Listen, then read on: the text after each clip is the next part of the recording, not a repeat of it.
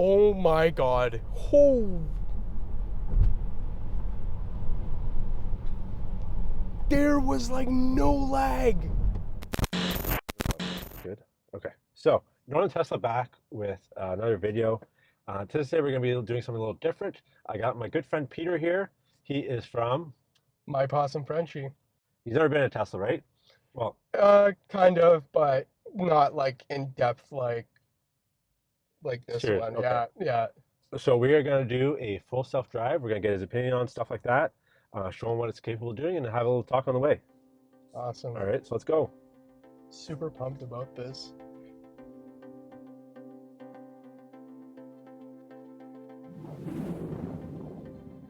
All right, so I'm going to activate self-driving. Oh man. So see how there's people walking around? Yeah, this is intense. So it's not available yet. So let me just get on it. Oh. It can maneuver out of a like mall or stuff like that, but it's not the greatest. No. Like a situation like this where there's a lot of painted lines. So Oh, all right, here we go. So how does it know that, like, what the speed limit is? So it sees the speed limit. So you'll see The signs? Yeah, it sees the signs. That's crazy. So there's quite a bit of traffic. Do you ever use the self-drive on the way to work? Oh yeah. Yeah, I don't drive to work.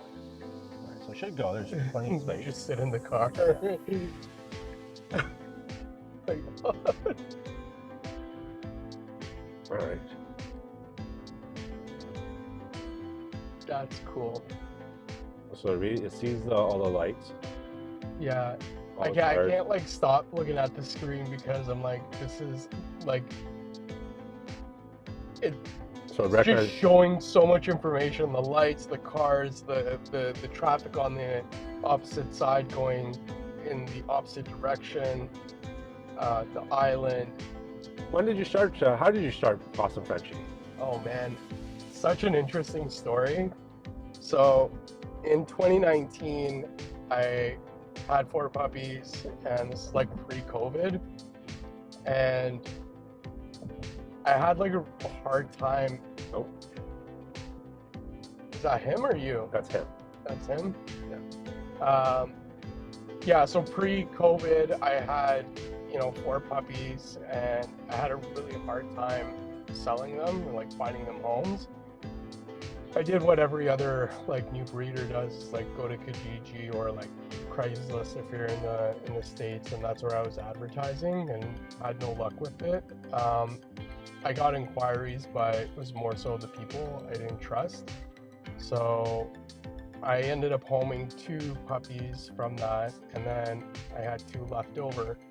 And I posted it on Facebook with like a simple caption of like, hey friends, these are the last 2 puppies I have. Can you guys consider sharing? Maybe there's someone on your friends list that's looking for a French Bulldog. So, I got shares, and first it was like, 5 shares, 10 shares, 10, and it was like 50. I'm like, oh, this is crazy. And then the next thing I knew, within like, I want to say a day, like I remember waking up in the morning and it was something like 250 shares, and it just kept on going up. Crazy. So the post like went viral. I literally got like such an influx of like messages and emails asking about them and this and that. And anyways, that's kind of like how it started. And then I ended up having like another litter like, a few months later, and I was still, at this point it was kind of like COVID was starting. So That's kind of how this channel got started with COVID. was it? Yeah. Oh yeah. You gotta make up your time, right? Yeah. That's when I started my YouTube channel. I think it was March 5th, 2020 that I did my first video, which by the way, like it was like the hardest video that I like ever did. So I think it took me like a week to, is it gonna go around this? Is it gonna merge in on its own?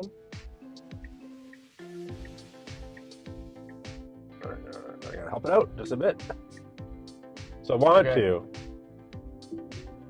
What was that? So I wanted to go around the pole. Yeah. I think just because there's a truck behind me, so it feels safe enough. So Right. every once in a while you gotta take over.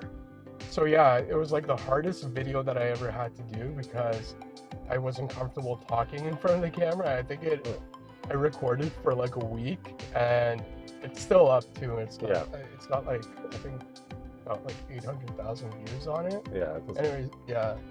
And then my channel went viral off that one video, and then I just started doing I just started growing like that, doing more educational content like you do with TELSA, and yeah, it just kind of evolved from there. I built a community online, and then, you know, obviously improved my website, and now I'm coming out with like apparel for dogs in the new year in 2023. So if you got a Frenchie, then come to my channel, check it out, wait for the drop.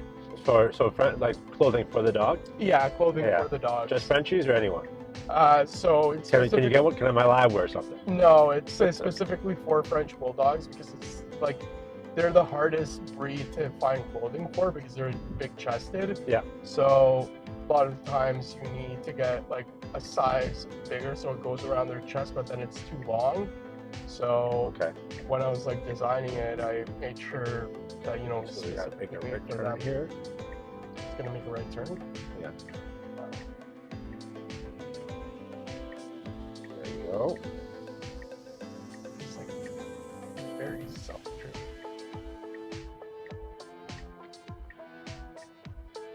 That's crazy. How does it know that there's not like cameras? It's all vision. But not even that, like with the sensors, like how does it know that there's not a guy that's ripping it, like going more than the speed limit? Based on exactly only what it sees. So we are in the wrong lane to go. So I wonder if it's gonna figure it out. I tried to let it do its thing as like for the longest. Let it try to learn a bit. Before I have to take over, and obviously if there's other, like, if there's not going to be a problem to other cars, I will take over. So it knows it wants to go there, so it's kind of like it's confused. Do you think the technology has like improved a lot since 2020 with these cars? Or I guess like what I'm asking is that in 2020 when you bought this car and the ones that are being released now, like is there a difference in the technology of like how it self-drives? So physically the car hasn't changed. The car, if you buy a car today, it's the same software, not software, but the same hardware is all in the car. So there's cameras, all the same. But software-wise, that's where the difference is. So when I got my car, you could have this didn't exist. You could like the self-drive. The self-drive didn't exist. Oh. They were working on it, so it worked on the highways. It worked on, so if you're on the highway, it'll take your off-ramp for you. Yeah. So basically, you get on the highway, it'll go onto the highway, and then when your exit comes up, it'll go on the exit, but that's it. That's all it did. Wow. So sometime, my timeline's a little off, but I don't know, I think it's around like 2021. This became available in the States. Then March of this year, it came to Canada.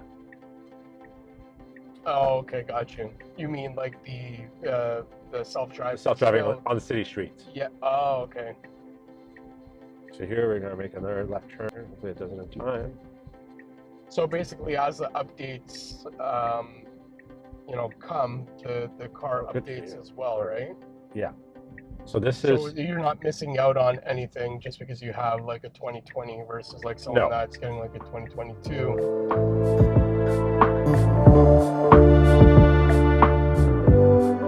So you liked, I've known you for a while, so you liked Frenchies before Frenchies were the it dog. So why Frenchies? You know what? Well, my first introduction to the French Bulldog was basically my friend had one and she got hers in the States, and I can't remember the exact time, but that was like the first Frenchie that I ever met, and I just loved everything about it, like from that point forward. And I grew up with Cocker Spaniels, and it was just such a different kind of breed. It had so much personality. So I've never seen it do across 2 lanes before. So this is a new update, which is 69. Elon loves the 69 references. So the 69 point, I think 3.1. So I've never seen it do that before. Yeah, if I was the other person, I would have thought the car was coming right into me. Oh man, that's cool. Which is good though, because like the one problem I find it has though is that like if you come off to a lane, and like you've seen it already on our drive, yeah. If you have to go over a couple lanes, it really has a hard time. And like, so if it doesn't, like, not as bad as that one, but if it was a little more aggressive when those lane changes, that's one of the improvements it needs. Yeah, it was in 2018 when I was like traveling in Europe. I was in Hungary, and that's where I'm originally from. And I just came across a litter of puppies. Like bulldogs. On the street? No, well, I didn't come across it. I was like intentionally looking, and I don't know why, but I ended up going to this breeder's house, which was like a couple hours away from where I was staying. And yeah, she came out with like a basket of puppies, and I was like in love right away. And then I had no intention of bringing home a puppy, but I ended up, you know, getting my boy Fuli, and I didn't even know how I was going to get him back to Canada, and I ended up leaving. Did you smuggle him? No, I didn't. So we got like all the stamps and everything, vaccines that the government of Canada needed for a dog to enter, and that was pretty much it. It started from there, and I didn't really get into breeding till. And is Fuli your stud? Is he the main guy? He's the main man. The channel wouldn't exist without him. The business wouldn't exist without him. He's everything. He's my number one. He's the first of 8 dogs that I have now. So like I have, what is it? Sorry, I used to have 8. I have 7 now. I had 1 pass this year. Yeah, sorry about that. Yeah, thank you. But yeah, I have 3 girls now. And these are all yours. These aren't just like you're not breeding them. Like they're not puppies that you're giving away. Like these are. No, these are my dogs. Okay. I only have 3 of them that live with me. Okay. I have 2 girls that live with me. I have 1 that is in a guardian home, and then the others doesn't recognize speed bumps. Yeah, I noticed that. If they're painted yellow, I've noticed that they will slow down. Yeah. But sometimes they don't. So I have a question for you. When do you think? Well, first, do you think we'll ever get to a point where, like, we're just gonna have self-driven cars? And when do you where do you see that in like the future? Like how many years away do you think? So there's two things to that. So the first thing is that let's say all of a sudden today every single car was basically a Tesla self-driving. It would be a lot easier, right? Because the hardest thing for a self-driving car is to predict other humans. Right. Because humans are not predictable. Right. Right. So there's that aspect of it. The other aspect of it is weather, especially here in Canada. So weather, why do you think weather plays a factor into it? So if it's snowing or if there's really bad rain, it won't work. So right now we're all good, right? Just car's driving itself. Yeah. But let's say we're in that robotaxi stage where like you basically have a driverless car. You can't have it just going and all of a sudden it starts downpouring and it's just stuck there, right? So the technology's got to get a little better. Yeah. In terms of that. Elon's a genius, so I'm sure he'll figure it out. Yeah, and there's other companies too, like Waymo is doing it in Cruise, that are mostly in the States where like you get a little bit better weather. So I think that my oldest is 6. I don't know if I'll have to teach him how to drive. Like in 10 years, I think we'll probably be there.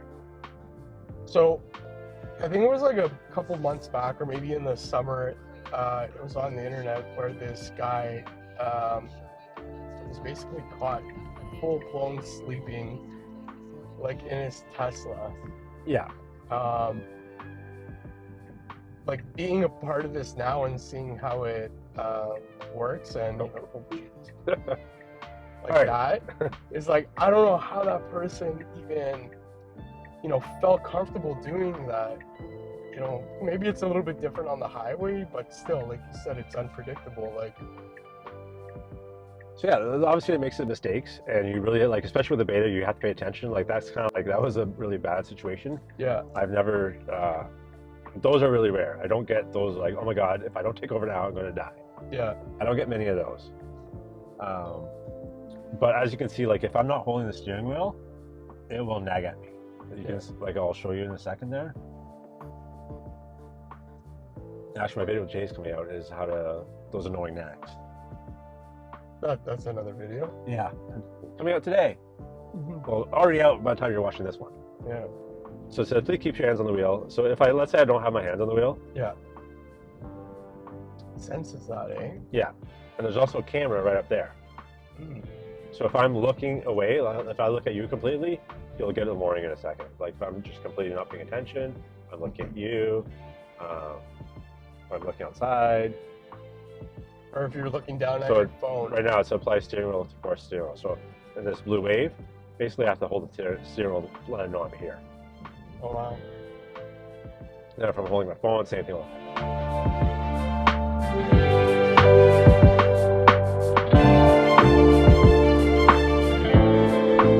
So I've seen a bunch of your videos, and you're really like passionate about the care for the dogs. Like, yeah. And where did that like start, and where did you learn all that?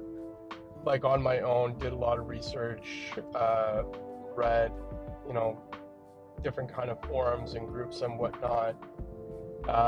No, I read like a lot of groups, forums and articles, watched a lot of videos, and like talked to like other breeders, which in the beginning was very, very hard when you don't know anyone, because you want like a mentor, you want like someone that's going to kind of help you not make mistakes, right? Yeah. And I just found in the breeding world, at the time, it was hard to find like someone like that. Like as soon as people found out that I was trying to learn how to breed, they kind of just like shut the door on me. So yeah. I just had to do my own research and, talk to vets and like, join these groups and, read a lot, follow, posts and threads and this and that. But, when you raise a litter and, you spend a lot of time raising that litter, you want to make sure that, they go to good homes. And that's always been like a priority for me, is making sure that, they go to, good families that have like thought it through, because it's a very expensive breed, like not just to like invest in, but also to care for. And, I always see now like people that, they end up getting it for like really inexpensive, like, a couple $1,000. But the problem is like if that dog needs any kind of like needs to go to the vet or like serious surgeries, and they could cost, thousands and thousands of dollars, they can't afford it. And it's like, to me that's like a problem, because dog ownership isn't just about, providing food and shelter and like a good life, but it's also about, being able to care for the dog when he needs it, when it's sick, right? Mm-hmm. So with my business, I do like very heavy vetting, and I deal with more people that are like established and they've thought it through, and they've done their research and stuff like that. So yeah, that's I don't know, it just that's the way that I've always thought about dog ownership. And what did you think of the drive? Oh, it was great, very smooth. The self-driving Technology is really, really interesting. At first, I was like a little hesitant. I kept on like watching the screen, Yeah. but it actually does really well, especially with those left-hand turns. Yeah.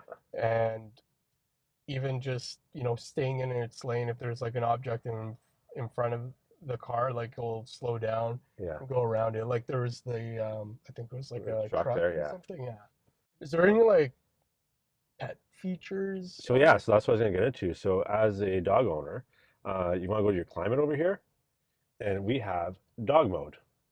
What's dog mode? So dog mode basically keeps the climate on at all times. So you can leave your dog in the car, go to the mall, and then so your climate's on. So the car either in the winter it's going to be stay warm, in the summer it's going to stay cool.